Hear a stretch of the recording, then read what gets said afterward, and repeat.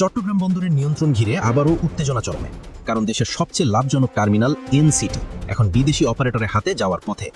চট্টগ্রাম বন্দরের প্রায় 50% container handling হয় এনসিটি টার্মিনালে।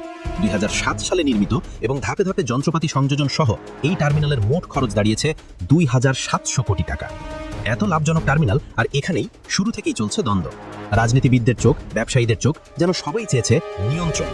এবার এই টার্মিনাল বিদেশি কোম্পানি ডিপি ওয়ার্ল্ডের হাতে দেওয়ার চুক্তিতে বড় ধরনের দ্বিমত তৈরি হয়েছে সরকার, ব্যবসায়ী আর শ্রমিকদের মাঝে। গত 2 মাস ধরে চট্টগ্রামে বিক্ষোভ, মিছিল, সভা সমাবেশ করে আসছেন শ্রমিক সংগঠনগুলো, ব্যবসায়ী নেতারা আর শ্রমিক কর্মচারীরা। ব্যবসায়ীদের দাবি, টার্মিনাল পরিচালনায় একটি প্রতিষ্ঠান নয়, বরং প্রতিযোগিতায় আসা উচিত। তাদের মতে, প্রতিযোগিতা বাড়লে সরাসরি লাভবান হবেন ব্যবসায়ীরা। সার্বমত যেন আমাদের ঠিক রেখে যেন এগুলিকে পরিচালনা করা হয়, এবং আমাদের সবচেয়ে দেখতে আমাদের এমপ্লয়মেন্ট কি হচ্ছে, আমাদের কি আসতেছে, আমাদের কি নতুন নতুন কি ধরনের ইকুইপমেন্টগুলি যারা এগুলিকে কীভাবে এগুলি ইনস্টল করা হচ্ছে। তো আমরা এই এক্সপেরিমেন্ট কোড দিয়ে ব্যবসায়ীরা কোন অবস্থাতে কিন্তু তাদের কস্ট অফ ডুইং বিজনেস কোনোদিন তারা প্রতিযোগিতা টিকতে পারবে না। এনসিটির মাধ্যমে বাংলাদেশের যে রেভিনিউ আসতেছে, এই এনসিটি যদি বিদেশিদের হাতে তুলে দেওয়া হয়, তাহলে বাংলাদেশ থেকে ব্যাপক পরিমাণ ডলার বিদেশে চলে যাবে, যা আমাদের দেশের জন্য সুখকর নয়। আর যে চুক্তি করা হচ্ছে, আমাদেরকে চুক্তির বিষয় অন্ধকারে রাখা হয়েছে। তবে লাভজনক নিউ মর্নিং টার্মিনাল বিদেশিদের হাতে গেলে সেটা দেশের জন্য কতটা ভালো হবে তা নিয়ে বড়ই সন্দেহ, কারণ এটি দেশের অর্থনীতির হৃৎপিণ্ড আর ভৌগোলিকভাবেও অত্যন্ত গুরুত্বপূর্ণ একটি পয়েন্ট। তাই তারা বলছেন, সরকারকে খুব ভেবেচিন্তে সিদ্ধান্ত নিতে হবে।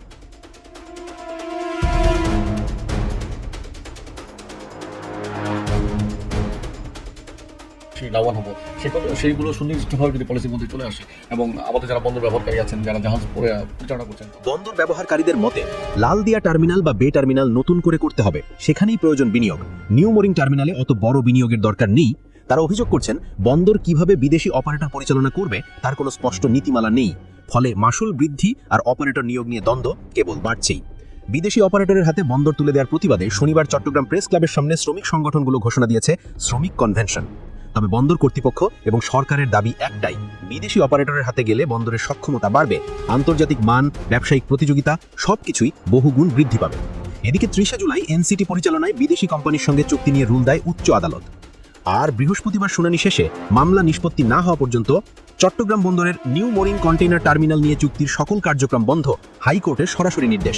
বিচারপতি ফাতেমা নজিবের নেতৃত্বাধীন বেঞ্চ এই মৌখিক নির্দেশ দেন। রাষ্ট্রপক্ষ আদালতে আশ্বাস দেয়, সকল কার্যক্রম আপাতত বন্ধ থাকবে। এতক্ষণ আমাদের সঙ্গে থাকার জন্য ধন্যবাদ। আল্লাহ হাফেজ।